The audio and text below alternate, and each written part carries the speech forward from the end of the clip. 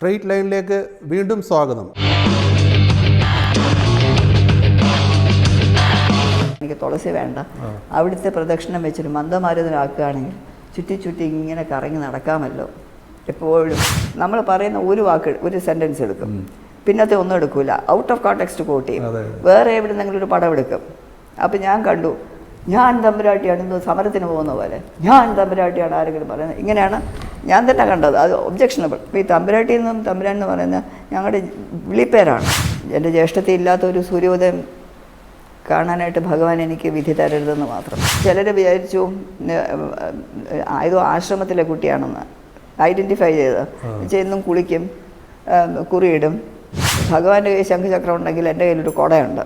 Even cartoons ഇന്ന് so cruel, എലിയെ പിടിച്ച് വലിക്കുന്ന, പൂച്ചയെ പിടിച്ച് വലിക്കുക, ഇറ്റ്സ് ഓൾ ക്രൂവൽറ്റിയാണ്, ഫിസിക്കൽ ടോർച്ചർ. അത് ചെറിയ ആത്മസംതൃപ്തി ആയിരിക്കാം. അതിൽ എനിക്ക് തോന്നുന്നു, എൻ്റെ ഓർമ്മ ശരിയാണെങ്കിൽ 3 പ്രാവശ്യമെങ്കിലും എൻ്റെ പേരുണ്ട്. അത് 1-2 പ്രാവശ്യം പ്രിൻസസ് ഗൗരി ലക്ഷ്മിബായ് എന്നാണ് എഴുതിയിരിക്കുന്നത്. സുപ്രീം കോടതി വിധി. ഞങ്ങളുടെ വിശ്വാസം ഈ അവിടെ ഇരിക്കുന്നതൊക്കെ പരിപാവനമായ വസ്തുക്കളാണ്. അതൊക്കെ പ്രദർശന വസ്തുക്കളല്ല, ദർശന വസ്തുക്കളാണ്. ഈ ഒരു സെൻറ്റൻസ് മാത്രം അവരെടുത്തു. അപ്പോൾ ആരോ പറഞ്ഞു, അവർ ഈ സമയത്ത് അവർ വെള്ളം ഒഴിക്കുന്നുണ്ട് തുളസിക്ക്, അത് ഒരു കുഴപ്പം ശരി, ഒഴിക്കട്ടെ. വളരെ മോശമായിട്ടും വളരെ അധാർമികമായിട്ടും വളരെ നീചമായ രീതിയിൽ തന്നെ വേണമെങ്കിൽ പറയാം 2 ബുക്കുകൾ വന്നു. അതെ, ഒന്ന് അതിന് മുമ്പ് ഒരു ബുക്ക്, ഞാൻ പേര് പറയുന്നില്ല, അതിൻ്റെ അഡ്വർടൈസ്മെൻറ്റ് കൊടുക്കണ്ടെന്ന് വെച്ച്.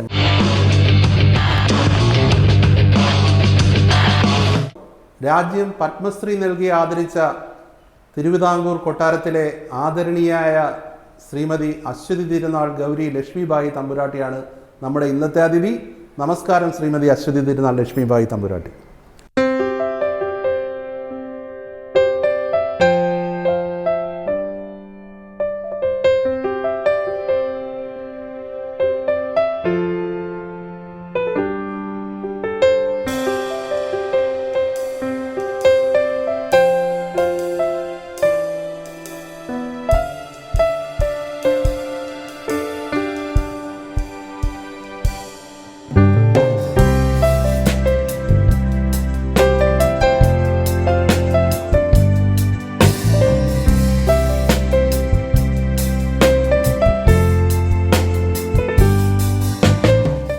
ആദ്യമേ കേരള കൗമുദിയുടെ അഭിനന്ദനങ്ങൾ പത്മശ്രീ ലഭിച്ചതിൽ. സന്തോഷം. എഴുത്തിന് ആണ് പത്മശ്രീ കിട്ടിയിരിക്കുന്നത്. എന്നാൽ തമ്പുരാട്ടിയുടെ സാമൂഹ്യ സേവനം അടക്കമുള്ള പല ഘടകങ്ങളും ഉണ്ട്. എന്ത് തോന്നുന്നു? കേട്ടപ്പോൾ ആശ്ചര്യമാണ് തോന്നിയത്. ഇങ്ങനെ ഉണ്ടെന്നറിഞ്ഞപ്പോൾ തികച്ചും അപ്രതീക്ഷിതമായിരുന്നു.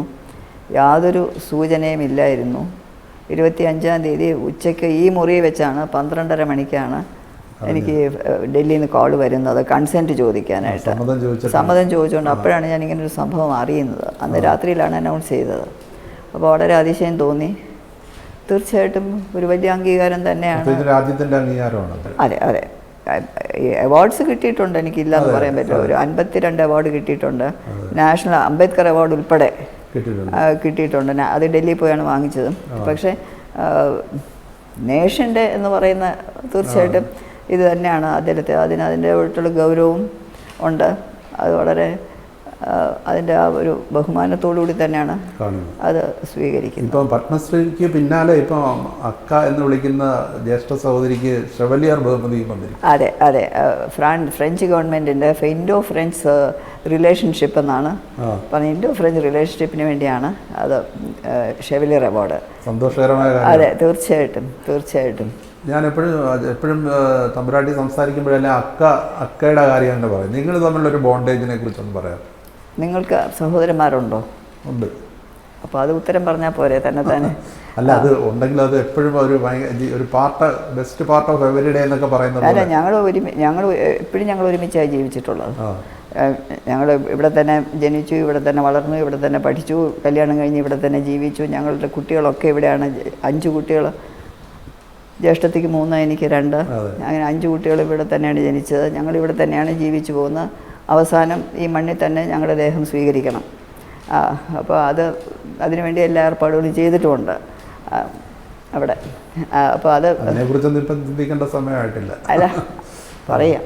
അപ്പോൾ അങ്ങനെ അപ്പോൾ തീർച്ചയായിട്ടും ഞാൻ പല പ്രാവശ്യം പറഞ്ഞിട്ടുള്ളതാണ്, എന്നെക്കാട്ടിലും വളരെ കൂടുതൽ ശക്തിയുള്ള ഒരു പേഴ്സണാലിറ്റിയാണ് എൻ്റെ ജ്യേഷ്ഠത്തി. അത്രയൊന്നും ശക്തി എനിക്കില്ല.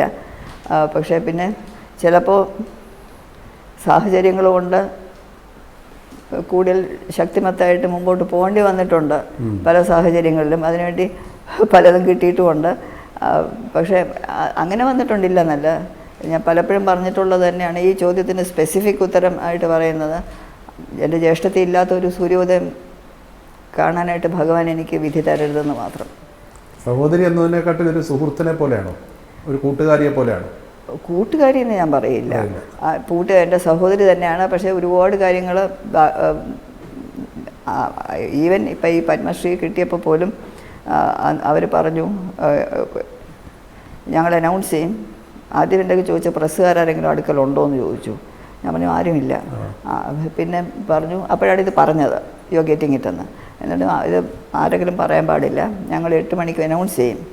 ഞാൻ പറയൂല എന്ന് പറഞ്ഞില്ല, പറയുന്നും പറഞ്ഞില്ല, രണ്ടും പറഞ്ഞില്ല. പക്ഷേ ഞാൻ അത് കഴിഞ്ഞിട്ട് നേരെ പോയി എൻ്റെ ജ്യേഷ്ഠത്തിയിലേക്കും ജ്യേഷ്ഠത്തിൻ്റെ ഹസ്ബൻഡ് നന്ദുമാരൻ ചേട്ടൻ, അവരൊക്കെ മാത്രമാണ് ഞാൻ പറഞ്ഞത്. അത് നിങ്ങളൊക്കെ പറയാത്തൊരു കാര്യം എനിക്കില്ല, അതുകൊണ്ട് നിങ്ങളൊക്കെ പറയുന്നു എന്ന് പറഞ്ഞ് അവരൊക്കെ തന്നെയാണ് ആദ്യം പറഞ്ഞത്. ഇപ്പോൾ പഠിക്കുന്ന കാലത്ത് സ്കൂളിൽ പോകാതെ വീട്ടിലിരുന്ന് തന്നെ പഠിക്കുമായിരുന്നു. അന്ന് ഈ അക്കയല്ലേ ഏറ്റവും അടുത്ത ഞങ്ങൾ 2 ക്ലാസ് അല്ലേ, ഞങ്ങൾ 2 ക്ലാസ്സാണ്. അപ്പോൾ അതിൽ ഒരു ഇത് വരാനായിട്ട് വിഷമം. ഈ സൗഹൃദം പോലെ കൂട്ടുകാരികളെയൊക്കെ എങ്ങനെയാണ് കിട്ടിയിരുന്നത്? ഞങ്ങൾ രണ്ടുപേരും തന്നെ വളരെ ബേസിക്കലി ഫ്രണ്ട്ലി നേച്ചറാണ് എന്നാണ് ഞങ്ങളുടെ വിചാരം. ബാക്കിയുള്ളവരെന്ത് വിചാരിക്കുന്നു എന്ന് അറിഞ്ഞുകൂടാ. ഞങ്ങളുടെ വിചാരം അങ്ങനെയാണ്. ഞങ്ങൾക്കൊരു ഫ്രണ്ട്സ് ഉണ്ടാക്കാനോ ആളുകളുമായിട്ട് ഇടപെടാനോ അല്ലെങ്കിൽ ഒരു ജനറേഷൻ ഗ്യാപ്പില്ല. ഏറ്റവും പ്രായമായ ആൾ തൊട്ട് ഏറ്റവും കൊച്ചാൾ വരെ നമുക്ക് ഒരു പ്രശ്നവുമില്ലാതെ വളരെ ഈസിയായിട്ട് ഞങ്ങൾക്ക് ഇടപെടാനായിട്ടുള്ള എന്തോ ഒരു നേച്ചറാണ്. നേച്ചർ മാത്രമല്ല, പൊന്നമ്മോൻ ചിത്തിരുനാൾ മഹാരാജാവ് തണലിലാണല്ലോ ഞങ്ങൾ വളർന്നത്. അമ്മാവനാണ് ഞങ്ങൾക്ക് മോഡൽ, പൊന്നമ്മാവനാണ് മോഡൽ. അപ്പോൾ പൊന്നമ്മാവൻ ഏത് രീതിയിലാണ് പെരുമാറിയെന്നൊക്കെ ഞങ്ങൾ കണ്ടിട്ടുണ്ട് ഒരുപാട്. പൊന്നമ്മാവൻ പഠിപ്പിച്ചതും പഠിപ്പിക്കാതെ പഠിച്ചതുമായിട്ടുള്ള അനവധി പാഠങ്ങൾക്ക് ഞങ്ങൾക്ക് 2 പേർക്കും ഉണ്ട്. അനുജനാണ് എടുത്തത്, അനുജനുമുണ്ട്. പക്ഷെ അനുജൻ ഞങ്ങളെക്കാളും കുറച്ചുകൂടെ കൊച്ചാണല്ലോ, കുറച്ചുകൂടെ പ്രായത്തിൽ ഞങ്ങളെക്കാളും കൊച്ചാണല്ലോ. അപ്പോൾ അങ്ങനെ ഞങ്ങൾ മിക്കവാറും എല്ലാം ഒരുമിച്ചാണ് ചെയ്തുകൊണ്ടിരുന്നത്. ഒക്കെ ഞാൻ സ്കൂളിൽ പോകാതെ കൂട്ടുകാരികളൊക്കെ ഇവിടെ വരുമോ? അങ്ങനെ ഇല്ല, ഞങ്ങൾക്ക് അങ്ങനെ കൂട്ടുകാരില്ലായിരുന്നു. ഞങ്ങൾ സ്കൂളിൽ പോയിട്ടില്ലല്ലോ. പിന്നെ ഇവിടെ ഉള്ള ഞങ്ങളുടെ ചില സീനിയർ ഓഫീസേഴ്സിൻ്റെ മക്കൾ 1-2 പേര് അത് അങ്ങനെ വന്നിട്ടില്ല. Not on a regular basis. ഒരു ബർത്ത്ഡേ പാർട്ടി വരുമ്പോൾ, അക്കരെയോ എൻ്റെയോ ബർത്ത്ഡേ പാർട്ടി വരുമ്പോൾ ബർത്ത്ഡേ പാർട്ടിക്ക് വിളിക്കും. അപ്പോൾ അങ്ങനെയൊക്കെയാണ്. അങ്ങനെ 1-2 പേര് നമ്മുടെ ഒഫീഷ്യൽസിൻ്റെ മക്കൾ ആയിട്ടുണ്ടായിരുന്നു. അതിൽ ഒരാൾ എൻ്റെ ടീച്ചറായിട്ട് മാറി കോളേജിൽ പോയപ്പോൾ, ഒരാൾ എൻ്റെ ക്ലാസ്മേറ്റ്. ഞങ്ങൾ ഒരേ എ ബാച്ചിൽ ഞങ്ങൾ ഒരുമിച്ച് പഠിച്ച് ഇന്നും ഞങ്ങൾ വളരെ ക്ലോസ് ആണ്. ഗോമതി, ഹരിസ്വാമിയുടെ മകൾ ഗോമതി ഇപ്പം ചെന്നൈയിലാണ് ഇരിക്കുന്നത്. ഗോമതി അന്ന് എൻ്റെ ഏറ്റവും ലോങ് സ്റ്റാൻഡിങ് ഫ്രണ്ട് ഗോമതി തന്നെയാണ്. അന്ന് സ്കൂളിൽ വെച്ച്, സ്കൂളില്ല പക്ഷെ ഞങ്ങൾ ആ സമയത്തും ഗോമതി ഇവിടെ വന്നുകൊണ്ടിരുന്നു. പിന്നെ കോളേജിൽ പോയപ്പോൾ ഞങ്ങൾ ഒരേ ബാച്ചായി, എ ബാച്ചാണ് ഞങ്ങൾ 2 പേരും. പിന്നെ അത് ഡിഗ്രിക്ക് പോയപ്പോൾ ഞങ്ങൾ 2 പേരും ഇക്കണോമിക്സ് ആണ് എടുത്തത്. അപ്പോൾ അങ്ങനെ വി കണ്ടിന്യൂ. ഈയിടെ പോലും ഐ സ്പോക്ക് ടു ഹർ. ഞങ്ങൾ വളരെ ക്ലോസ് റിലേഷൻ. വിമൻസ് കോളേജിലേക്ക് പഠിക്കാൻ പോയപ്പോൾ ഉള്ളൊരു, അന്നേരം സ്കൂളിലൊന്നും പോകാതെ കോളേജിലെത്തിയപ്പോൾ അന്നേരത്തെ ഒരു മാനസികാവസ്ഥയൊക്കെ എങ്ങനെയായിരുന്നു? ഒരു പ്രശ്നവുമില്ലായിരുന്നു.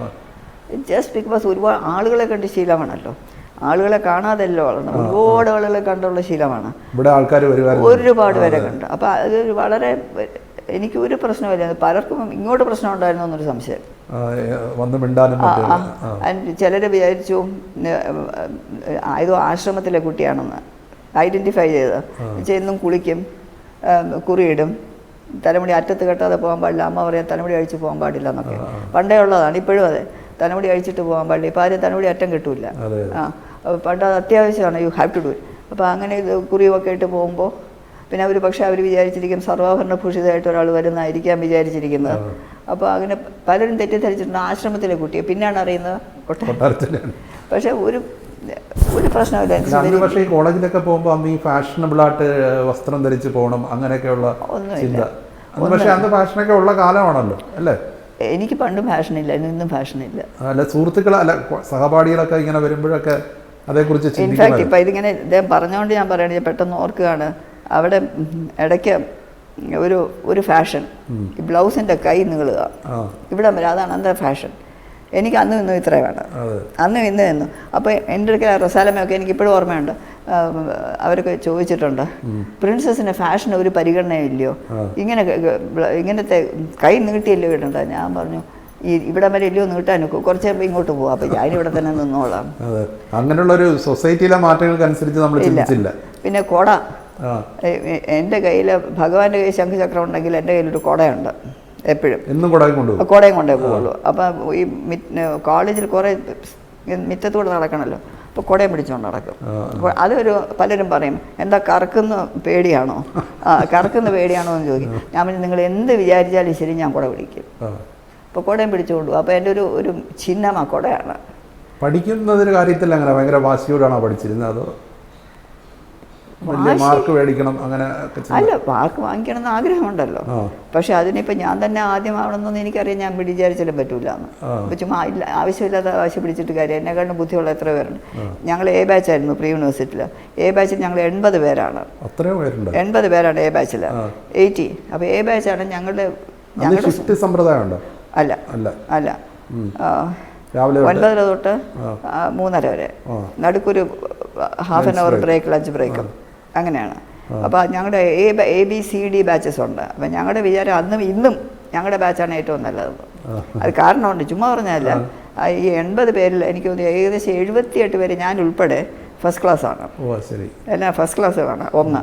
പിന്നെ രണ്ടാമത് ഈ എ ബാച്ചിലെ സെക്കൻഡ് ലാംഗ്വേജ് ആദ്യം സംസ്കൃതം, ഒരു 10-12 പേര് സംസ്കൃതം, പിന്നെ ഒരു 50 വരെ 13 തൊട്ട് 50 വരെയുള്ള നമ്പർ 1 തൊട്ടാണല്ലോ നമ്പർ, അവർ ഫ്രഞ്ച്, പിന്നെ ഹിന്ദി. ഞാൻ ഹിന്ദി സെക്കൻഡ് ലാംഗ്വേജ് ആയിരുന്നു. എൻ്റെ നമ്പർ 77 ആയിരുന്നു. അപ്പോൾ അങ്ങനെ ഞങ്ങൾ ഹിന്ദി. പക്ഷേ ഈ ഫ്രഞ്ചുകാരുള്ളതുകൊണ്ട് അവരൊക്കെ മിക്കവാറും ഈ കോൺവെൻറ്റ് ബാക്ക്ഗ്രൗണ്ടിൽ നിന്ന്, അവരൊക്കെ ഇംഗ്ലീഷ് മീഡിയമാണ് അപ്പോൾ അവർക്ക് ഇംഗ്ലീഷ് വളരെ വൃത്തിയായിട്ട്, എനിക്കും വൃത്തിയായിട്ട് കൈകാര്യം ചെയ്യാം. ഇംഗ്ലീഷ് യാതൊരു പ്രശ്നമില്ല. ഞങ്ങളൊക്കെ ഇംഗ്ലീഷ് മീഡിയം പഠിച്ചു. അതെ അല്ല, പിന്നെ പഠിച്ചതും ഇംഗ്ലീഷ് മീഡിയമാണ്. അപ്പോൾ ഇംഗ്ലീഷ് മീഡിയത്തിൽ ഞങ്ങൾക്ക് ആർക്കും ഒരു പ്രശ്നവുമില്ല. പക്ഷേ പലർക്കും പ്രശ്നമുള്ളവരുണ്ട്. അപ്പോൾ ഈ ഇംഗ്ലീഷ് മീഡിയംകാർ ഈ എ ബാച്ചിലേ ഉള്ളൂ. അപ്പോൾ അപ്പോൾ ഇംഗ്ലീഷ് കൈകാര്യം ചെയ്യാൻ കൂടുതൽ ഞങ്ങളുടെ ബാച്ച് തന്നെയാണ്. പിന്നെ ഞങ്ങൾ 78 പേരോ മറ്റോ ഫസ്റ്റ് ക്ലാസ്സാണ്. അന്ന് ഈ അധ്യാപകർ ഈ കൊട്ടാരത്തിൽ വരുന്ന കുട്ടി എന്നുള്ള രീതിയിലൊരു പരിഗണനയോ അങ്ങനെ വല്ലതും ഉണ്ടോ? അങ്ങനെയൊന്നുമില്ല. പക്ഷേ പരിഗണന ഇല്ല എന്ന് പറയുകയാണെങ്കിൽ ഒരു നെഗറ്റീവ് പരിഗണന വന്നു. അതെങ്ങനെയാണെന്ന് വെച്ചാൽ പറഞ്ഞാൽ എൻ്റെ കൂടെ 2 പേര് നമ്മുടെ ഓഫീസേഴ്സിൻ്റെ ഒരാൾ ഞങ്ങളുടെ ഡോക്ടറുടെ മകള്, നീലണ്ടയുടെ മകളായിരുന്നു.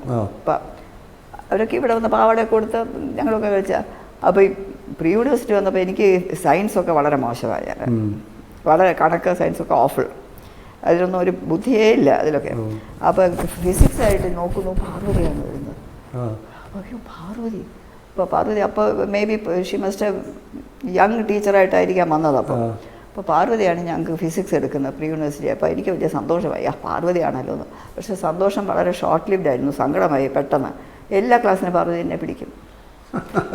അത് ശരി. ഞാനൊന്നും പഠിച്ചിട്ട് വരികയല്ല, ഫിസിക്സ് എനിക്ക് തലയിൽ കയറില്ല. അതുകൊണ്ട് അപ്പോൾ ഇപ്പോഴും കമല കൈലാസനാഥൻ എന്ന് പറഞ്ഞ വലിയ പേരുകേട്ട മ്യൂസീഷ്യൻ, അവരുടെ മകൾ ഗീത, ഡോക്ടർ ഗീതയായി. അവരുടെ മകളൊരു സിനിമ ആർട്ടിസ്റ്റ് അല്ലേ? ഒരു മകളല്ല, പക്ഷേ ഇത് ഗീത മൂത്തയാൾ, എൻ്റെ ക്ലാസ്മേറ്റാണ്. ഗീത എൻ്റെ അടുക്കൽ, ഗീത കമന്ന് ഇത് കിടക്കും, ബെഞ്ച് കിടന്ന് എൻ്റെ ഒക്കെ മറുപടി പറയും. ഇതിൻ്റെ ഗീതക്കൊക്കെ അതൊക്കെ അറിയാം, എനിക്കറിഞ്ഞൂടാ. അപ്പോൾ അങ്ങനെയൊക്കെയാണ് ഞാൻ പറയുന്നത്. അപ്പോൾ എനിക്ക് വലിയ വിഷമമായി. എന്നാൽ ഒന്ന് പഠിച്ചിട്ട് പോയിക്കൂടെ? അതുമില്ല, എനിക്ക് ഫിസിക്സ് ഇൻട്രസ്റ്റ് ഇല്ല. പഠിക്കാതെ ഒക്കില്ലല്ലോ, പാസ്സാവണമെങ്കിൽ ഫിസിക്സ് എഴുതാമല്ലേ. അപ്പോൾ പാർവതിയാണെങ്കിൽ എല്ലാ ക്ലാസ്സിലും എന്നെ പിടിക്കും. അതൊരു വല്ലാത്ത വിരോധാഭാസമാണ്. അപ്പോൾ ഞാൻ പാർവതി അച്ഛൻ്റെ ഒക്കെ ഞാൻ പറഞ്ഞു, പക്ഷെ ഇങ്ങനെ വരുന്ന ഞാൻ വിചാരിച്ചില്ല, ഈ രീതി വരുന്ന വിചാരിച്ചില്ല, തിരിയുമെന്ന് വിചാരിച്ചു. ഞാൻ പറഞ്ഞു എൻ്റെ ഡോക്ടറെ, എൻ്റെ ജീവിതം ഇപ്പോൾ വളരെ ദുഃഖകരമായിട്ടുണ്ട് കോളേജിൽ. എന്തു പറ്റി? ഞാൻ ഈ പാർവതി എല്ലാ പ്രാവശ്യം ഞങ്ങളെ പഠിപ്പിക്കുകയാണ്, ഫിസിക്സിലെ എല്ലാ ക്ലാസ്സിലും എന്നെ പിടിക്കും, എല്ലാ ക്ലാസ്സിലും. അവൾ അങ്ങനെ ചെയ്തോ? അവൾക്ക് അത്രയായോ? ഞാൻ അവളൊക്കെ പറയും, നമ്മൾ പറയണ്ട, എനിക്ക് പേടിയായി, ഇനിയിപ്പോൾ എങ്ങനെയാണ് ഡോക്ടർ അവതരിപ്പിക്കുന്നതെന്ന് അറിയാൻ വയ്യ. അതെ, she may not like it. ഞാൻ പറഞ്ഞു ഒന്നും പറയല്ലേ പറഞ്ഞേക്ക് ഒന്നും പറയണ്ട, ഞാൻ പഠിക്കാൻ നോക്കാം, ഡോക്ടറൊന്നും പറയണ്ട, പക്ഷെ പറഞ്ഞിരിക്കണം. അത് അടുത്ത പ്രാവശ്യം തൊട്ട് എൻ്റെ ചോദിച്ചിട്ടില്ല, മഹാസമാധാനം ഒരു വിധത്തിൽ എൻ്റെ ചോദിച്ചിട്ടേ ഇല്ല. പിന്നെ എങ്ങനെയോ ഞരങ്ങി പാസ്സായി, ഫിസിക്സ് പാസ്സായി, അല്ലാതെ ഒക്കില്ലല്ലോ. അന്നും ഇന്നും ഈ കൊട്ടാരത്തിൽ നിന്ന് പഠിക്കുന്ന പെൺകുട്ടികൾ ജോലിക്ക് പോകണം അങ്ങനെ ഒരു ചിന്ത അന്നും ഇന്നും ഇല്ല. പക്ഷേ അങ്ങനെ പറഞ്ഞാലും അങ്ങനെയില്ല. അല്ല, ഇന്നിനിപ്പോൾ ഇപ്പോഴത്തെ കുട്ടികൾക്കൊക്കെ ചിലപ്പോൾ കാണുമെന്ന് എനിക്ക് അറിഞ്ഞുകൂടാ. അന്ന് പക്ഷേ അതിൻ്റെ ആവശ്യമില്ല ആവശ്യമില്ല. ഒരാളുടെ അടിയിൽ പോയി നമ്മൾ ജോലി ചെയ്യുന്നതിന് അതിൻ്റെ ആവശ്യമില്ല. അത് മോശമാണെന്നല്ല, എന്തോ അത് അങ്ങനെയൊന്നും അന്ന് ചിന്തിച്ചിട്ടില്ല എന്നുള്ളതേ ഉള്ളൂ. പക്ഷേ എൻ്റെ ജ്യേഷ്ഠത്തി പൂയന്തിരുന്നാൾ 1961 ഞാൻ പ്രീ യൂണിവേഴ്സിറ്റി കയറിയത്. അപ്പോൾ ഈ ഫ്രഞ്ച് എടുക്കുകയാണെങ്കിൽ മാർക്ക് കിട്ടാൻ എളുപ്പമുണ്ടെന്ന് ആളുകൾ പറയും. എനിക്ക് ഫ്രഞ്ച് അറിയാൻ വയ്യ, പഠിച്ചിട്ടില്ല, 1-2 വാക്കുകൾ അറിയാം, അതുകൊണ്ടൊന്നും കാര്യമില്ല. അപ്പോൾ ഫ്രഞ്ച് എടുക്കാം, മാർക്ക് കൂടുതൽ കിട്ടും. മലയാളം എടുത്താൽ പോയി. ഹിന്ദിയാണ് ഞാൻ സെക്കൻഡ് ലാംഗ്വേജ് പഠിച്ചിട്ടുള്ളത്, അല്ലെങ്കിൽ ഹിന്ദി. ഫ്രഞ്ച് എടുക്കാമെന്നൊക്കെ വിചാരിച്ചിരുന്നപ്പോഴാണ് എൻ്റെ ജ്യേഷ്ഠത്തി അവിടെ ജോയിൻ ചെയ്തു വിമൻസ് കോളേജിൽ. ജെന്നി സ്വാമിദാസനായിരുന്നു അന്ന് ഫ്രഞ്ച് ഒറ്റ ആളേ ഉള്ളൂ. അപ്പോൾ അവരെ സഹായിക്കാനായിട്ട് അക്ക ഫ്രഞ്ചിലും നല്ല മിടിക്കുകയാണ്. അപ്പോൾ ഫ്രഞ്ചിൽ നല്ല മാർക്ക് കൂടുതൽ പാസ്സാവുകയും ചെയ്തു. അപ്പോൾ ഒരു അക്ക അവിടെ ജോയിൻ ചെയ്തു, ശമ്പളമില്ലാതെ ഓണററി ആയിട്ട് അവിടെ ജോയിൻ ചെയ്തു. അപ്പം തന്നെ ഞാൻ ഹിന്ദി എടുത്തു ആ മിനിറ്റിൽ. പിന്നെ ഫ്രഞ്ച് എടുക്കണം. അയ്യോ, ഫ്രഞ്ച് എടുത്താൽ ശരിയാവും. അല്ലെങ്കിൽ എനിക്ക് ഫ്രഞ്ച് അറിയാൻ വയ്യ, ആദ്യം തൊട്ട് പഠിക്കണം, വലിയ കുഴപ്പമാവും. അപ്പോൾ അക്കയ്ക്ക് എല്ലാം അറിയാം, ഇവിടെ എൻ്റെ കാര്യങ്ങളൊക്കെ അറിയാം, അപ്പോൾ വലിയ പ്രശ്നം. അതുകൊണ്ട് ഞാൻ പിന്നെ അങ്ങ് ഹിന്ദി എടുത്തു. രാധാ നായർ എന്ന് പറഞ്ഞൊരു സുഹൃത്ത് ഉണ്ട്. അത് അവിടെ കോളേജിൽ വെച്ചുണ്ട്. അതെ, കോളേജ് എ ബാച്ച് വെച്ച് എൻ്റെ ഡിയറസ്റ്റ് ഫ്രണ്ടാണ് രാധ. ഇന്ന് ഞാൻ ഇപ്പോൾ സംസാരിച്ചു, കുറച്ച് മുമ്പേ സംസാരിച്ചു. രാധയിടയ്ക്കൽ ജവഹർ നഗറിലാണ്. വലിയ മിടിക്കുക രാധ, വലിയ മിടിക്കുക. അപ്പോൾ രാധ എനിക്ക് തോന്നുന്നു pre 3rd in the state ആയിട്ടോ മറ്റോ പാസ്സായി. ശരി. എന്നാ ഇപ്പം എഴുത്തിലേക്ക് വരുമ്പോൾ ഇപ്പം ഈ ഫിക്ഷൻ ഒരു കാലത്തും എഴുതിയില്ല, അല്ലെങ്കിൽ ഇപ്പം പോയട്രി എഴുതിയപ്പോഴും അതൊരു ആരാധനാ ഗീതങ്ങൾ അമ്മാവനെ കുറിച്ച് അല്ല ദൈവത്തെക്കുറിച്ച് അല്ല, അങ്ങനെയല്ല. അതുകൊണ്ട് പലതും ഉണ്ട്. അതൊരു അവിയല ഒന്ന് മാത്രമല്ല, അത് കുറേ ഉണ്ട്. റൊമാൻറ്റിക് പോയംസ് ഉണ്ട്, പിന്നെ നേച്ചറിൻ്റെ പോയംസ് ഉണ്ട്. പല മാതിരത്തെ ഒരു മാതിരത്തേ അല്ല. ഫിക്ഷൻ എഴുതണമെന്ന് അങ്ങനെ നോവൽ അങ്ങനെയൊന്നും എഴുതണമെന്ന് ചിന്തിച്ചിട്ടേ ഇല്ല. അങ്ങനെയൊന്നും എൻ്റെ അത് എന്തോ എനിക്കത് ഇൻട്രസ്റ്റ് ഇല്ലായിരുന്നു. എനിക്ക് കൂടുതലും റിസർച്ച് ഓറിയൻറ്റഡ് ആയിട്ട് ഇൻട്രസ്റ്റ്. അതെ. എഴുത്തുള്ളിലേക്ക് വരുന്നത് എങ്ങനെ, പൊന്നമ്മാവൻ്റെ പ്രേരണയാണോ അതോ പത്മനാഭസ്വാമി? അതല്ലാതെ എനിക്ക് ഒന്നും പറയാനില്ല. പക്ഷേ ഞാൻ കുട്ടിയായിരുന്നപ്പോൾ, അങ്ങനെ പറഞ്ഞാലും ഞാൻ കുട്ടിയായിരുന്നപ്പോൾ ഞങ്ങൾ സ്കൂളിൽ പോയിട്ടില്ലല്ലോ. അപ്പോൾ എനിക്ക് എഴുതാനൊരു ചെറിയ കമ്പമുണ്ടായിരുന്നു. അത് പോയംസ് ആണ്? അല്ല, എല്ലാം ഉണ്ട്. എൻ്റെ ഇപ്പോഴും ഉണ്ട് ഒരു നോട്ട്ബുക്ക്, ഒരു പച്ച നോട്ട്ബുക്ക്, പ്രൈവറ്റ് ബുക്ക്. എന്നാൽ ഡയറി ഒന്നും ഇല്ല.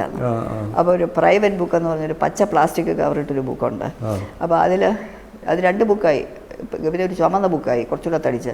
അപ്പോൾ അതിൽ പോയംസ് എഴുതിയിട്ടുണ്ട്. കൊച്ചു 10, 11, 12, 9, 10 വയസ്സൊക്കെ ഉള്ള പോയംസ് ഉണ്ട്, ആർട്ടിക്കിൾസ് ഉണ്ട്.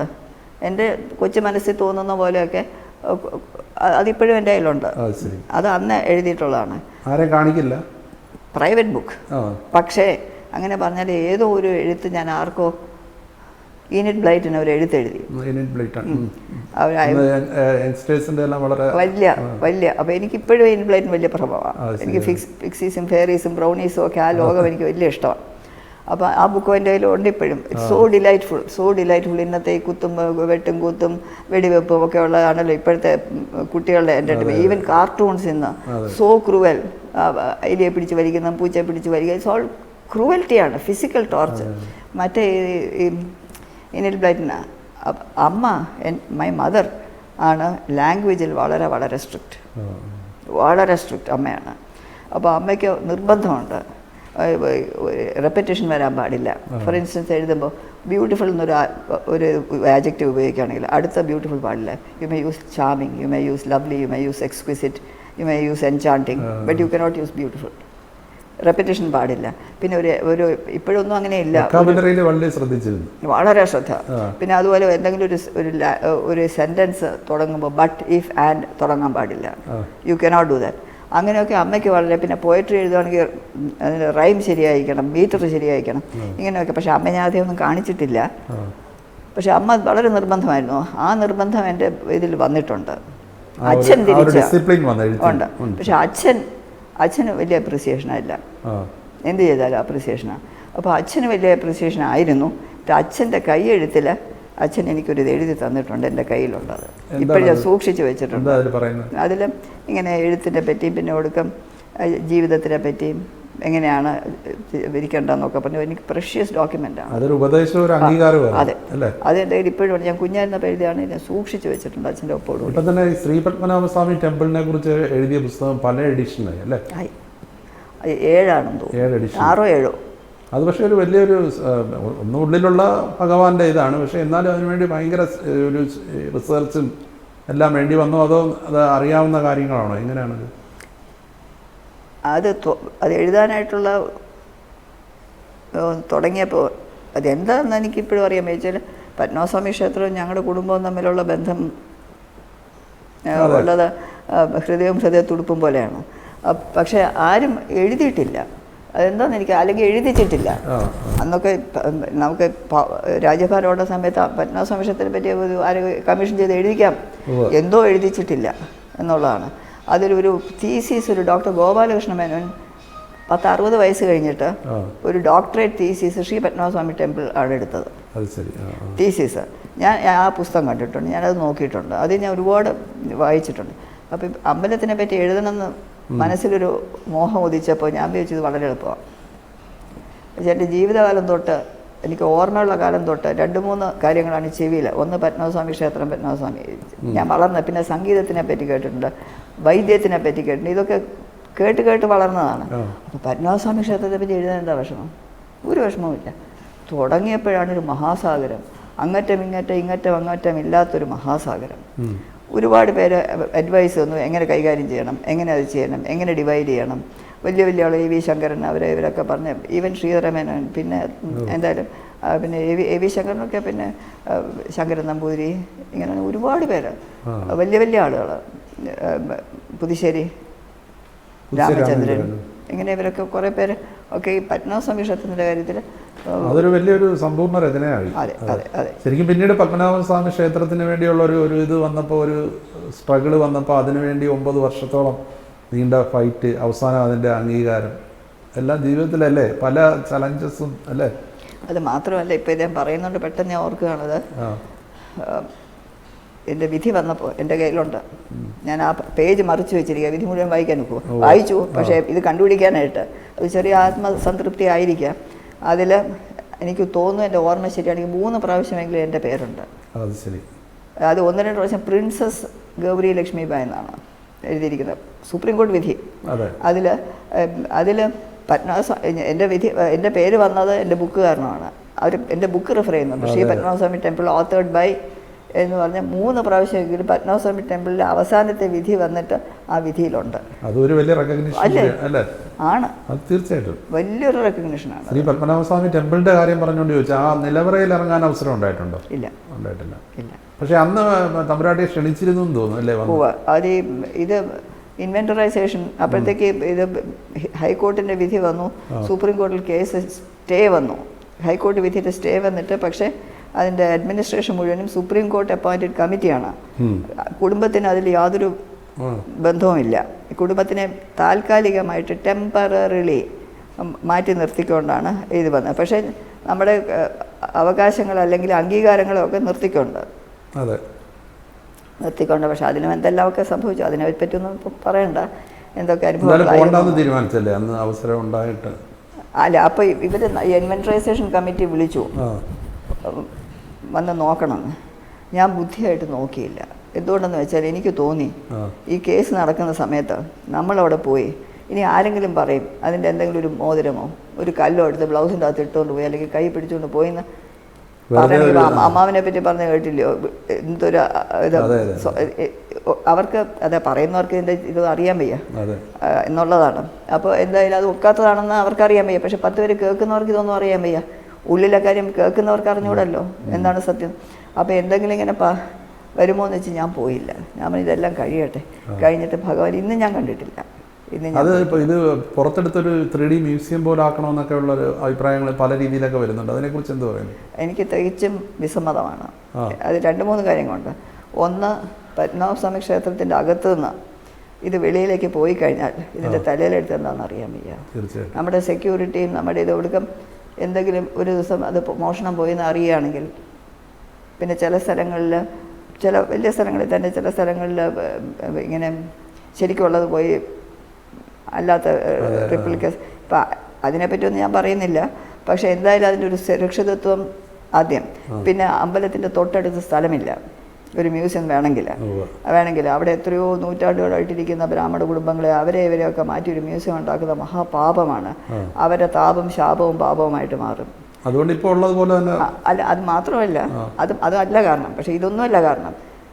ഞങ്ങളുടെ വിശ്വാസം ഈ അവിടെ ഇരിക്കുന്നതൊക്കെ പരിപാവനമായ വസ്തുക്കളാണ്.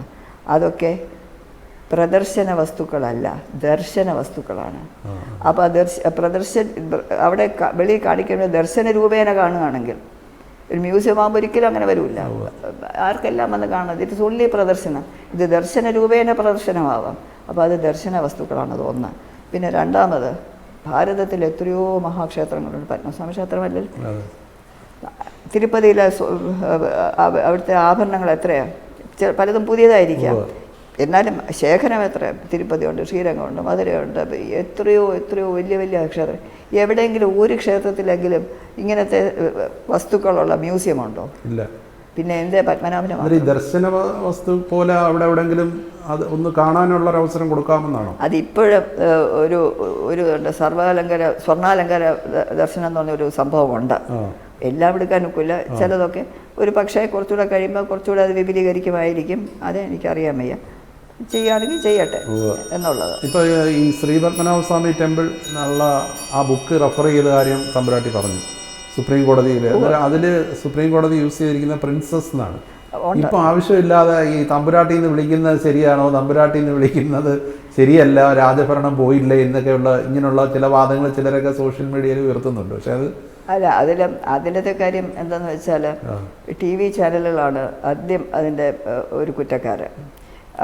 ഇവിടെ ഏതോ ഒരു ചാനൽ, എനിക്ക് വൃത്തിയായിട്ട് അറിയാതാണ് ഞാൻ പറയുന്നത്, നിങ്ങളല്ല, ഏതോ ഒരു ചാനൽ, ഒരു ചാനൽ അവർ വന്ന് എന്തോ ചോദിച്ചപ്പോൾ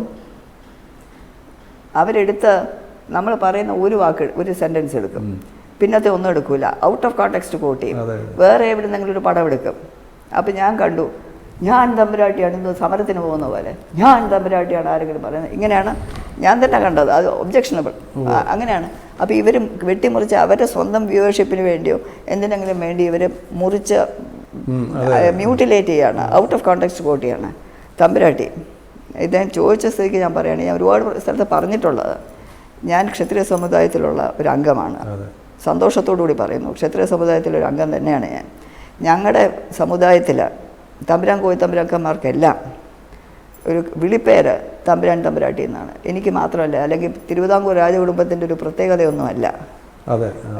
എല്ലാ ക്ഷത്രിയ തമ്പുരാൻ കോയിത്തമ്പുരാൻ അവർക്കൊക്കെ തമ്പുരാൻ കോമൺ വിളിപ്പേരാണ് തമ്പുരാട്ടി. പലപ്പോഴും ഈ തമ്പുരാട്ടി എന്നുള്ള വിട്ട് തമ്പുരാൻ തന്നെ ഇപ്പം ഇവിടെ തന്നെ കവടിയാറില്ല, ഇപ്പം ഞങ്ങളൊക്കെ കൂടുതൽ അറിയുന്ന നമ്മുടെ ആളുകളൊക്കെ വിളിക്കുന്ന ആശുപത്രി നാൾ തമ്പുരാൻ എന്നാണ്, തമ്പുരാട്ടി എന്നല്ല. പക്ഷേ വെളിയിലേക്ക് പോകുമ്പോൾ തമ്പുരാട്ടി എന്ന് പറയും. അപ്പോൾ ഈ തമ്പുരാട്ടി എന്നും തമ്പുരാൻ എന്ന് പറയുന്നത് ഞങ്ങളുടെ വിളിപ്പേരാണ്. അത് മാത്രമല്ല, ഈ പറയുന്ന ആളുകൾ അവർ ബാക്കിയുള്ള പേരുകൾ മറന്നു പോകുന്നു. എത്രയോ ജാതി പേരുകളുണ്ട്, ഇത് വിളിപ്പേരാണ്. ജാതി പേരുകൾ എത്രയുണ്ട്, അതിലൊന്നും അവർക്ക് അല്ല, പക്ഷേ ജാതിയോട് ഘടിപ്പിച്ച പേരാണ് വിളിപ്പേർ. ഞങ്ങളുടെ തമ്പുരാൻ കോയിത്തമ്പുരാക്കന്മാർക്കാണ് അത് വരുന്നത്. ഞങ്ങൾക്ക് പല ഇതുണ്ട്. അപ്പോൾ ഞാൻ അത് പറയുകയാണെങ്കിൽ അത് കുഴപ്പമാവും, അതുകൊണ്ട് അത് വേണ്ട. അപ്പോൾ പിന്നെ എത്രയോ പേർക്ക് നായർ, പിള്ള, അയ്യർ, മേനോൻ, നമ്പൂരിപ്പാട്, വല്യത്താൻ, ഉണ്ണിത്താൻ, എത്ര പേരുണ്ട്. ഇതെല്ലാം ജാതി പേരല്ല, അവർക്ക് അതിനൊന്നും ഒരു പ്രശ്നമില്ല. ഇതിനോടനുബന്ധിച്ച് മറ്റൊരു വിവാദവും ആർത്തവം എന്ന് പറഞ്ഞത് അതും ഇതുപോലെയാണ് ഔട്ട് ഓഫ് കോണ്ടെക്സ്റ്റ് എടുത്ത് പറയുന്നതുകൊണ്ടാണ്. ഏതോ ഒരു സെമിനാറിനോ എന്തിനാന്നിപ്പോൾ നല്ല ഓർമ്മ വരുന്നില്ല, അതിൽ ശബരിമലയുടെ വിഷയം വന്നു. ശബരിമലയുടെ വിഷയം വന്ന് സ്ത്രീകളുടെ ഈ കാര്യത്തിനെ പറ്റി സംസാരിക്കുമായിരുന്നു. അപ്പോൾ എൻ്റെ അഭിപ്രായം ചോദിച്ചു, ഞാൻ എൻ്റെ അഭിപ്രായം പറഞ്ഞു. അപ്പോൾ അതിനോടനുബന്ധിച്ച് അതിപ്പോൾ ഒരു സ്പെസിഫിക് കാരണം അതിൽ വരുന്നുണ്ടല്ലോ, ഈ ആർത്തവം എന്ന് പറഞ്ഞ്. അപ്പോൾ ആർത്തവത്തിനെ പറ്റി പറഞ്ഞാൽ അതിൻ്റെ അശുദ്ധിയോ അതിൻ്റെ ഒരു ഫിസിക്കൽ അല്ലെങ്കിൽ കെമിക്കൽ റിയാക്ഷൻസ് ഉള്ളത് ഞാൻ പലതും കേട്ടിട്ടുണ്ട്. ദൈവാധീനം കൊണ്ട് മറ്റേത് ഞാൻ പറഞ്ഞില്ല വേറൊന്നുള്ളത്. അതൊരു എൻ്റെയൊക്കെ അപ്പോൾ ഇതിൽ ഞങ്ങൾ കേട്ട് വളർന്നിട്ടുള്ളതാണ്. അല്ലെങ്കിലും ഭാരതത്തിൽ ഉള്ള വിശേഷ ഹിന്ദു സമുദായത്തിന് അറിയാം തുളസി സേക്രഡ് ആണെന്ന്. തുളസി ചെടി സേക്രഡ് പരിപാവനമാണ്. ഒരിക്കലും ഈ സമയത്ത് വെള്ളം അതിൽ ഒഴിക്കുകയില്ല. അതൊരു ആചാരമാണ്. ഇവിടെ എൻ്റെ വ്യക്തിപരമായ കണ്ടുപിടുത്തമൊന്നുമല്ല. It is a commonly accepted thing. അത് ഒരു പ്രത്യേക ഒരു അപ്പം ഇതിനോട് ഘടിപ്പിച്ചാണ് ഈ 2-3 എക്സാമ്പിൾസ് പറഞ്ഞു. അതൊക്കെ അവരങ്ങ് വിട്ടിട്ട് ഈ ഒരു സെൻറ്റൻസ് മാത്രം അവരെടുത്തു. അപ്പോൾ ആരോ പറഞ്ഞു അവർ ഈ സമയത്ത് അവർ വെള്ളം ഒഴിക്കുന്നുണ്ട് തുളസിക്ക്, അത് ഒരു കുഴപ്പം ശരി ഒഴിക്കട്ടെ, ഒഴിക്കണമെന്നോ ഒഴിക്കണ്ടോ നമ്മൾ കേട്ട് വളർന്ന ഇങ്ങനെയാണെന്ന് മാത്രം പറഞ്ഞത് അത്രേ ഉള്ളൂ. അല്ലാതെ അതിൽ സ്വീകരിക്കണമെങ്കിൽ സ്വീകരിക്കൂ, സ്വീകരിക്കണമെങ്കിൽ സ്വീകരിക്കണ്ട, അതവരുടെ ഇഷ്ടം. ഓരോരുത്തർക്ക് ഇത് നമ്മൾ കേട്ട് വളർന്നാണ്. ഇന്നും ആ രീതിയിൽ തന്നെയാണ്. ഒരു ചെടിക്കും ഒഴിക്കൂല ഫോർ ദാറ്റ് മാറ്റർ. തുളസി പിന്നെ തുളസി സേക്രഡ് ഒന്നും കൂടെ ആവുമല്ലോ. തുളസി ഗാർലാൻഡ് എന്ന് പറഞ്ഞ് ഉണ്ട് എൻ്റെ 3-ാമത്തെ ബുക്ക് അല്ല 4-ാമത്തെ ബുക്ക്. 13 പുസ്തകങ്ങൾ. 13. അതിൽ എനിക്ക് തോന്നുന്നു ഹിസ്റ്ററി ലിബറേറ്റഡ് അത് ചിലർക്കൊക്കെ ഉള്ള മറുപടി ആയിരുന്നില്ലേ? ഒരു പരിധി. അതെ ആണ്. 12 ബുക്കും വ്യത്യസ്തമാണ്. അതെ, 12 ബുക്കും. അതിനൊന്നും ഒരു ഇതില്ല. 3 പോയട്രി ബുക്കുണ്ട്. എല്ലാം കൂടുതലും ഇംഗ്ലീഷിലാണ് എഴുതിയിട്ടുള്ളത്. 2 ബുക്കേ ഉള്ളൂ മലയാളം. അത് മലയാള മനോരമയ്ക്ക് ബുദ്ധദർശനം എന്ന് പറഞ്ഞൊരു പങ്ക്തി ഉണ്ടായിരുന്നു. നിർബന്ധിച്ച് ആണ് അത് എഴുതാൻ. അപ്പം ഞാൻ പറഞ്ഞു എനിക്ക് എപ്പോൾ ഇൻസ്പിറേഷൻ തീർന്നോ അപ്പം നിർത്തും. ഒന്ന്. പിന്നെ ആരെങ്കിലും അതിനെപ്പറ്റി വളരെ മോശമായിട്ട് പറയുകയാണെങ്കിൽ നിർത്തും. എന്തിനാ നമ്മൾ വെറുതെ വടി കൊടുത്തടി വാങ്ങിക്കുന്നത്? അപ്പോൾ അത് 2മാണ് ഇത്. എന്നിട്ട് വിനിത എന്ന് പറഞ്ഞ മനോരമ, അതെ വിനീതയാണ് എഴുതിക്കൊണ്ടിരുന്നത്. അതെ, അപ്പോൾ വിനീതയാണ് എഴുതുന്നത്. ഞാൻ പറയും വിനീത എഴുതും. അങ്ങനെയാണ് അത് എഴുതിക്കൊണ്ടിരുന്നത്. വളരെ മിടുക്കിയാണ്. അപ്പോൾ വിനീത എഴുതും. ആ രീതിയിലാണ് ഇത് പോയത്. പക്ഷെ വളരെ പ്രതീക്ഷിച്ചതിനെക്കാട്ടിലൊക്കെ വളരെ വളരെ വളരെ വളരെ വളരെ കൂടുതൽ ഒരു അപ്രീസിയേഷൻ വന്നു. ഹിസ്റ്ററി ലിബറേറ്ററിലേക്ക് വന്നു കഴിഞ്ഞാൽ അതിനൊരു മറുപടി കൊടുക്കണം എന്ന് തോന്നിയോണ്ടാണ് ഹിസ്റ്ററി അല്ല ഹിസ്റ്ററി ലിബറേറ്റഡ് എഴുതാൻ കാരണം 12 ബുക്ക് പലരും എൻ്റെ പറഞ്ഞിട്ടുണ്ടായിരുന്നു. പൊന്നമ്മൻ ചിത്തിരനാൾ മഹാരാജാവിനെ കുറിച്ച് എന്തെങ്കിലും ഒന്ന് എഴുതണം. അപ്പോൾ എനിക്കത് സാധ്യമല്ല എന്ന് എനിക്കറിയാം. 2-3 കാരണങ്ങൾ. ഒന്ന്, അമ്മാവന് ഇഷ്ടമാവില്ല. അമ്മാവൻ്റെ പേരിടുന്ന ഇഷ്ടമല്ല, അമ്മാവൻ്റെ പടം വയ്ക്കുന്ന ഇഷ്ടമല്ല, അമ്മാവൻ്റെ സ്റ്റാറ്റ്യൂ വയ്ക്കുന്ന ഇഷ്ടമല്ല. ഇതൊന്നും അമ്മാവന് ഇഷ്ടമല്ല. സെൽഫ് ആബ്നിഗേഷൻ ടു ദ എക്സ്ട്രീമാണ് അമ്മാവൻ്റെ. അപ്പോൾ ഒരിക്കലും അമ്മാവിനെ പറ്റി ഒരു പുസ്തകം എഴുതുന്ന അമ്മാവിന് തൃപ്തികരമാവില്ല എന്ന് എനിക്ക്. അപ്പോൾ അമ്മാവിൻ്റെ ഒക്കെ ചോദിക്കാനും ഒക്കില്ലല്ലോ. ചോദിച്ചെന്നെങ്കിൽ ഒക്കില്ല എന്ന് പറയും. ഷുവറാണ്. പിന്നെ എഴുതാനും ഒക്കില്ല. അപ്പോൾ എനിവേ ഞാൻ അന്ന് അമ്മാവനുള്ളപ്പോൾ തന്നെ ഒരു ശകലം എഴുതി തുടങ്ങി. അമ്മാവൻ്റെ ഒക്കെ പറഞ്ഞില്ല, ശകലം എഴുതി തുടങ്ങി. പിന്നെ എന്തോ അമ്മാവിൻ്റെ ജനനത്തോടുകൂടി അന്നൊരു വേറൊരു രീതിയിലാണ്, വേറെ ഒരു ഉദ്ദേശമില്ല, ജസ്റ്റ് ടു റെക്കോർഡ് ഇറ്റ്. അങ്ങനെ അമ്മാവിൻ്റെ ജനനം വന്ന് നിന്നു. അമ്മാവൻ ജനിച്ചു. അതിട്ട് അടുത്ത സെൻറ്റൻസ് ഇപ്പോഴെനിക്ക് ഓർമ്മ, ആൻഡ് ശ്രീ പത്മനാഭസ്വാമി സ്മൈൽഡ്. അങ്ങനെ നിന്നു. പിന്നെ ഒന്നും എഴുതാൻ പറ്റിയില്ല. അതോടെ നിർത്തി. അതെനിക്ക് എനിക്ക് അങ്ങനെ തോന്നിയ ഭഗവാൻ ചിരിച്ച ഒരു അർത്ഥം വെച്ചാണ്. അന്ന് ഇത് എഴുതിയിരുന്നെങ്കിൽ ഇതുപോലെ ആയിരിക്കില്ല, ടോട്ടലി ഡിഫറെൻ്റ് ആവും. അപ്പോൾ രണ്ട് ഒരേ സബ്ജക്റ്റ് 2 രീതിയിൽ കൈകാര്യം ചെയ്യാനൊക്കില്ല. ഭാഗ്യം കൊണ്ടൊന്നും എഴുതിയില്ല, ഭാഗ്യം കൊണ്ടാണ്. പിന്നെ ഇവിടെ ഇദ്ദേഹത്തിൻ്റെ ചോദ്യത്തിന് സ്പെസിഫിക് ഉത്തരമായിട്ട് വളരെ മോശമായിട്ടും വളരെ അധാർമികമായിട്ടും വളരെ നീചമായ രീതിയിൽ തന്നെ വേണമെങ്കിൽ പറയാം 2 ബുക്കുകൾ വന്നു. അതെ, ഒന്ന് അതിന് മുമ്പൊരു ബുക്ക്, ഞാൻ പേര് പറയുന്നില്ല, അതിൻ്റെ അഡ്വർടൈസ്മെൻറ്റ് കൊടുക്കണ്ടെന്ന് വെച്ച്. അപ്പോൾ അത് 2 ബുക്ക്, ആദ്യം മറ്റേതാണ് വന്നത്, അത് വന്നു. പിന്നെ 2ാമത് ഇതും വന്നു. അപ്പോൾ മറ്റേതിന് വലിയ പ്രചാരമില്ലായിരുന്നു, ഇതിന് ഒരുപാട് പ്രചാരം ഉണ്ടായിരുന്നു. അപ്പോൾ ഇത് വന്നപ്പോൾ ഹിന്ദു പേപ്പർ വളരെ വലിയതായിട്ട് അതിന് വളരെ വലുതായിട്ട് അവർ ഒരു ഇത് കൊടുത്തു, കവറേജ് കൊടുത്തു. വളരെ ഹ്യൂജ് കവറേജാണ് കൊടുത്തത്. മറ്റേതിനും ആദ്യത്തെ ബുക്കിന് അവർ കൊടുത്തിട്ടുണ്ട്, ഹിസ്റ്ററി ലിബറേറ്റഡിനൊന്നും കൊടുത്തിട്ടില്ല, ഒന്നും കൊടുത്തിട്ടില്ല. പക്ഷെ മറ്റേതിന് 2 വലിയ ഹ്യൂജ് കവറേജ്. ഞാൻ ചോദിച്ചിട്ടുമില്ല വേണമെന്ന്.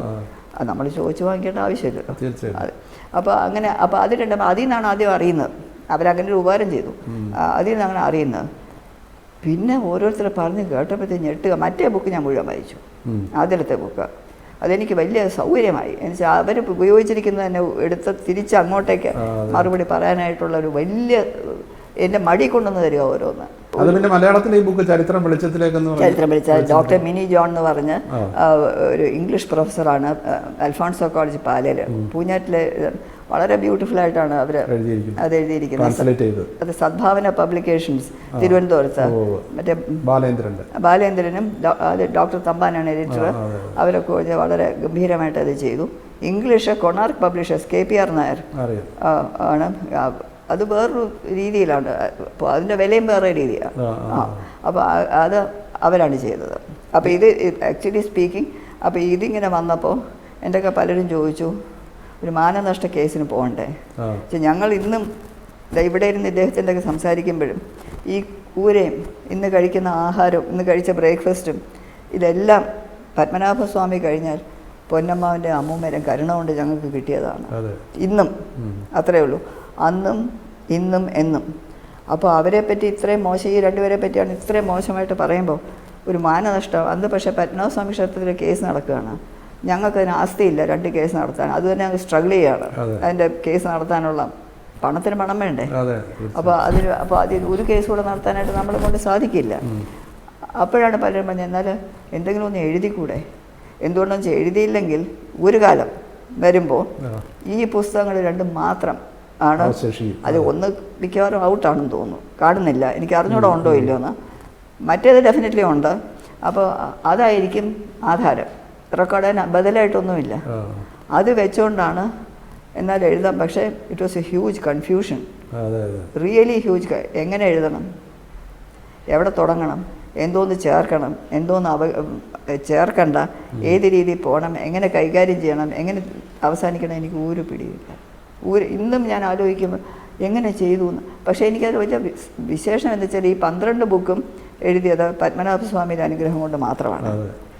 ഇത് തുടങ്ങിയപ്പോൾ സ്വാമിയുടെയൊക്കെ പറഞ്ഞു, സ്വാമിയുടെ അനുഗ്രഹം വേണം, പക്ഷെ അത് വെച്ച് നിർത്തിക്കളയല്ലേ, ഇങ്ങനെ എണീച്ച് വന്ന് എൻ്റെ കൈ പിടിച്ച് എഴുതിക്കുക. അല്ലെങ്കിൽ എനിക്ക് കമ്പ്യൂട്ടറൊന്നുമില്ല, ഇൻസിഡൻ്റിൽ കൈ എഴുത്താണ്. അപ്പോൾ കൈ പിടിച്ച് എഴുതിക്കണമെന്ന് പറഞ്ഞു. അത് തന്നെയാണ് രാത്രി 1:30, 2, 2:30 മണിക്ക് ഇങ്ങനെ എഴുതുകയാണ്. എങ്ങനെ വരുന്നു, എങ്ങനെ പോകുന്നു, ഇത് ചെയ്യാമെന്ന് പറഞ്ഞാൽ പലപ്പോഴും അങ്ങനെ കണ്ടുകൊണ്ടല്ല, അങ്ങനെ അങ്ങ് വരികയാണ് ഫ്ലോ. അത് ആരും വിശ്വസിക്കില്ല, അനുഭവിക്കുന്നവർക്കേ അറിയാം. സംശയമൊന്നുമില്ല. അതിൻ്റെ വലിയ ചാരിതാർത്ഥ്യമുണ്ട് അല്ലേ? അയ്യോ, ഈ മനു എസ് പിള്ള എന്ന് പറയുന്ന വ്യക്തിയെ കണ്ടിട്ടുണ്ടോ? ഉണ്ട്, സംസാരിച്ചിട്ടുണ്ട്. പക്ഷേ ഇതിനു മുമ്പ് ഒരു പ്രാവശ്യം ശശി തരൂരിൻ്റെ കൂടെ ഇവിടെ വന്നിരുന്നു, അദ്ദേഹത്തിൻ്റെ ഇലക്ഷൻ ക്യാമ്പയിൻ സമയത്ത്. അല്ലാതെ ഒരു പ്രാവശ്യം, അങ്ങനെ 2 പ്രാവശ്യം അങ്ങനെ കണ്ടിട്ടുണ്ട്. അല്ലാതെ ഞാൻ കണ്ടിട്ടില്ല. പുതിയ രചന വല്ലതും ഉണ്ടോ ഇനിയിപ്പോൾ ഉടനെ? അതിപ്പോൾ ഈ ഹിസ്റ്ററി ലിബറേറ്റഡ് 3.5 വർഷം എടുത്തു എഴുതാനായിട്ട്. അതിനുവേണ്ടി ഒരുപാട് ഇവിടെ ഡൽഹി ആർക്കൈവ്സിൽ പോയി ഇതിനു വേണ്ടി മാത്രം. പിന്നെ മദ്രാസ് ആർക്കൈവ്സ്, CP ഫൗണ്ടേഷൻ, തിരുവനന്തപുരത്തെ 2 ആർക്കൈവ്സ്, ലണ്ടനിലെ ലൈബ്രറി. പക്ഷേ ലണ്ടൻ ലൈബ്രറി ഇതിനു വേണ്ടി പോയതല്ല, ലണ്ടനിൽ ഉള്ള സമയത്ത് പോയതാണ്, ഇതിനു വേണ്ടി പോയത്. ഒരുപാട് ജോലി ചെയ്തിട്ടുണ്ട്, ഒരുപാട് പേര് താങ്ങും തണലുമായിട്ട് നിന്നിട്ടുണ്ട്, ഒരുപാട് പേര് സഹായം ചെയ്ത് നോക്കിയിട്ടുണ്ട്. പിന്നെ proof reading is A huge challenge ആണല്ലോ. അതിനുവേണ്ടി പ്രൊഫസർ നളിൻ ഗണേഷ്, സ്കോളർ ഉമാ മഹേശ്വരി, അവരൊക്കെ കൂടെ ഇരുന്നാണ് എത്ര മണിക്കൂറാണ് ചിലവാക്കിയിട്ടുള്ളത്. അപ്പോൾ അങ്ങനെയെല്ലാം ഒരുപാട് പേര് ചെയ്തിട്ടുണ്ട്. പക്ഷേ വാട്ട് എവർ ഇറ്റ് ഇസ് അത്. അപ്പോൾ ഈ പുസ്തകം പക്ഷേ ഇവരുടെ ഇതിന് മറുപടി മാത്രമല്ല, തുടങ്ങിയത് അങ്ങനെ തന്നെയാണ്, ഇതിന് മറുപടിയായിട്ട് തന്നെയാണ് തുടങ്ങിയത്. പക്ഷേ എഴുതാൻ തുടങ്ങിയപ്പോൾ ആ മറുപടി കഴിഞ്ഞിട്ട് ഒരുപാട് കാര്യങ്ങൾ എഴുതാൻ സാധിച്ചു. ഇനിയിപ്പോൾ പുതിയതായിട്ട് എന്തെങ്കിലും വർക്ക് ചെയ്യുന്നുണ്ടോ? അതിങ്ങനെ ചിന്തിച്ചുകൊണ്ടിരിക്കുക. എനിക്ക് 2 ഓപ്ഷനുണ്ട്. ഒരെണ്ണം എടുത്തു വെച്ചിട്ട് അങ്ങോട്ട് ഒരു വരി പോലും അങ്ങോട്ട് മുമ്പോട്ട് പോകുന്നില്ല എന്നുള്ളതാണ്. ഒന്ന്, മലയാള മനോരമയിലെ ഈ ആർട്ടിക്കിൾസ് ഉണ്ടല്ലോ, ബുധദർശനം, 2 സെറ്റായിട്ടാണ് എഴുതിയത്. 49 ആർട്ടിക്കിളുണ്ട്. പിന്നെ ഞാൻ ഒന്ന് അല്ലാതെ എഴുതിയത്. അപ്പോൾ അങ്ങനെ 50 ആർട്ടിക്കിൾ എൻ്റെ കയ്യിലുണ്ട്. അപ്പോൾ ഇത് 2 കൊച്ചു ബുക്കായിട്ട് വന്നിട്ടുണ്ട്, മലയാളം ബുക്ക്. അതിനെ ഞാൻ തന്നെ ഇംഗ്ലീഷിലേക്ക് ട്രാൻസ്ലേറ്റ് ചെയ്ത് ഒരു ബുക്കാക്കി. പിന്നെ പേപ്പറിൽ ലിമിറ്റേഷൻ ഉണ്ടല്ലോ, ഇത് കുറെ കൂടി വിപുലമായിട്ടാണ് ബുക്കിൽ വന്നിരിക്കുന്നത്. ബുക്കിൽ ഇപ്പം വന്നിട്ടുണ്ട് ബുക്ക് മലയാളത്തിൽ. അപ്പോൾ അതിനെ ഇംഗ്ലീഷാക്കി ഒറ്റ ബുക്കായിട്ട് കൊണ്ടുവരട്ടോ, ഇതൊക്കെ ആര് വായിക്കും എന്നുള്ളത്. അതൊന്ന്, എന്നാലും ഒരു ബുക്കായിട്ട് കിടക്കട്ടെ. പിന്നെ വേറൊന്ന് കുറേ ആർട്ടിക്കിൾസ്, പേപ്പേഴ്സ് പ്രസൻറ്റ് ചെയ്തിട്ടുണ്ട്. അതിനെപ്പറ്റി പലപ്പോഴും ഒരു ചർച്ച വന്നിട്ടേ ഇല്ല. അത് എല്ലാം കൂടെ വേണ്ട, പക്ഷേ കുറേ കൂടെ സിഗ്നിഫിക്കൻ്റ് ആയിട്ടുള്ള ഇതുണ്ട്. ഈ മലേഷ്യയിൽ അമ്മ എന്ന് പറഞ്ഞാൽ അവരുടെ ഇനോഗ്രേഷന് പോയപ്പോൾ എക്കോ ഫെമിനിസം എന്നാണ് ഒരു പേപ്പർ, പ്രകൃതിയിലുള്ള സ്ത്രീ ഫെമിനിസം, ഇക്കോ ഫെമിനിസം. അപ്പോൾ അത് വലിയൊരു പേപ്പറാണ്. പിന്നെ Mayonic conference, second Mayonic international കോൺഫറൻസിന് unusual features of Kerala temple architecture, അതൊരു അവരൊരു കൊച്ചു ബുക്ക്ലെറ്റ് ആക്കി. എൻ്റെ മാത്രമല്ല അന്ന് പ്രസൻറ്റ് ചെയ്ത എല്ലാവരെയും. പിന്നെ C20 ഇവിടെ മെട്രോസ് വെച്ച് അതിൽ ഇന്ത്യൻ കൾച്ചറിനെ പറ്റി ഒരു പേപ്പർ പ്രസൻറ്റ് ചെയ്തിട്ടുണ്ട്. ബിഗ് പേപ്പറാണ്. അങ്ങനെ പിന്നെ ഹാർമണൈസേഷൻ ഓഫ് ഡൈവേഴ്സിറ്റീസ്, ഇങ്ങനെ പറഞ്ഞ് കുറേ പേപ്പേഴ്സ് ഉണ്ട്. പിന്നെ ചില നാഷണൽ കോൺഫറൻസസിന് പോയ ഇനോഗ്രേഷൻസ്. അപ്പോൾ അതെല്ലാം കൂടെ ഒന്ന് ക്രോഡീകരിച്ചാലുണ്ട്. ഇപ്പോൾ ഒരു വലിയ സൗകര്യം വന്നിട്ടുണ്ട്. പണ്ടാണെങ്കിൽ ഒരു 1000 കോപ്പി അടിച്ചില്ലെങ്കിൽ നഷ്ടമാണ്. ഇപ്പോൾ 50 കോപ്പി ആണെങ്കിൽ അടിക്കാൻ തോന്നുന്നു. നമ്മൾ ഒരുമിച്ച് തമ്പുരാട്ടിയുടെ ഒപ്പം ഞാൻ പങ്കെടുത്ത ഒരു വേദിയിൽ വെച്ച് തമ്പുരാട്ടി പ്രസംഗ മധ്യേ പറഞ്ഞു, ഇനിയൊരു ജന്മമുണ്ടെങ്കിൽ ശ്രീപത്മനാഭൻ്റെ മുന്നിൽ ഒരു മന്ദമാരുതനായാൽ മതി. സത്യം. അതൊന്ന് പറയാം. ശരിയാണ്. അതുപോലെ ഇവിടെ കൊട്ടാരത്തിലെ എവിടെയോ നിൽക്കുമ്പോൾ ശ്രീപത്മനാഭസ്വാമി ക്ഷേത്രത്തിൽ നിന്നുള്ളൊരു കാറ്റ് ഇപ്പോഴും ഉണ്ട്. പണിയാറെ ഗ്രില്ലിൻ്റെ അവിടെ നിന്നാൽ പലപ്പോഴും ആ കാറ്റ് വരും. അപ്പോഴൊക്കെ എനിക്ക് തോന്നുന്ന അമ്പലം ചുറ്റി പ്രദക്ഷിണം വെച്ച് വരുന്ന കാറ്റാണ്. തലയ്ക്ക് പിടിക്കുന്ന പോലെ ആ കാറ്റ് വരും. ഇപ്പോഴും ഉച്ചയൊക്കെ കഴിഞ്ഞാൽ ഇത് പെർമനൻറ്റ് തിങ് അവിടെ ഉള്ളത്. അത് ആദ്യം ഒരു ആപ്ലിക്കേഷൻ ഭഗവാൻ അയച്ചു. അത് ഒരു തുളസി കതിരായിട്ട് ജനിക്കണേ ഭഗവാനെ. എൻ്റെ മനസ്സല്പം ചുരുങ്ങിയ അല്പമല്ല, നല്ലോണം ചുരുങ്ങിയ മനസ്സാണ്. അതുകൊണ്ട് പത്മനാഭസ്വാമിയുടെ തൃപ്പാദമല്ല, തിരുവനന്തപുരത്ത് കോട്ടയ്ക്കകത്ത് ശ്രീ പത്മനാഭസ്വാമി ക്ഷേത്രത്തിലെ പത്മനാഭസ്വാമിയുടെ തൃപ്പാദത്തിലുള്ള തുളസിയായിട്ട് സ്പെസിഫിക് അതായിരുന്നു സംഭവം. കുറച്ച് കഴിഞ്ഞപ്പോൾ പെട്ടെന്നൊരു ദിവസം വിചാരിച്ചു, ഈ നിർമ്മാല്യമൊക്കെ മാറ്റുപോയി തുളസി പോവില്ലയോ? അവിടെ കടിശർക്കര വിഗ്രഹമാണ്. അപ്പോൾ അഭിഷേകമില്ല, മൂലവിഗ്രഹത്തിന് അഭിഷേകമില്ല, നടുക്കലത്തെ വിഗ്രഹത്തിനുള്ളൂ. അപ്പോൾ ഈ നിർമ്മാല്യം മാറ്റുന്ന മയിൽപീലി കൊണ്ട് പതുക്കെ തൂത്താണ് മാറ്റുന്നത് മൂലവിഗ്രഹം, ശയന വിഗ്രഹത്തിൽ. ഇത് പോവും, തുളസി പോയതെന്ന് തന്നെ. അപ്പോൾ എളുപ്പം മനസ്സ് മാറ്റി രണ്ടാമത് റീഡ്രാഫ്റ്റ് ചെയ്ത് അടുത്ത ആപ്ലിക്കേഷൻ അയച്ചു. ഞാൻ തുളസിയിൽ നിന്ന് പിന്മാറുകയാണ്, എനിക്ക് തുളസി വേണ്ട. അവിടുത്തെ പ്രദക്ഷിണം വെച്ചൊരു മന്ദമാരുതനാക്കുകയാണെങ്കിൽ ചുറ്റി ഇങ്ങനെ കറങ്ങി നടക്കാമല്ലോ. എപ്പോഴും ആ ചന്ദ്രതാരങ്ങൾ ഇരിക്കുന്നിടത്തോളം ഈ ലോകവരിക ഇങ്ങനെ അവിടുത്തെ സേവയിൽ ഇങ്ങനെ ചുറ്റി നടക്കാമല്ലോ എന്ന് പറഞ്ഞൊരു മന്ദമാരുതനായിട്ട് എന്നെ ജനിപ്പിക്കണമെന്ന്. അതിലാണ് ഇപ്പോഴും നിൽക്കുന്നത്. അത് മാറ്റമില്ല. അപ്പോൾ ഭഗവാന്റെ അനുഗ്രഹം എല്ലാവർക്കും ഉണ്ടാവട്ടെ. അതെ, തീർച്ചയായിട്ടും എല്ലാവർക്കും ഭഗവാന്റെ അനുഗ്രഹം ഉണ്ടാവട്ടെ.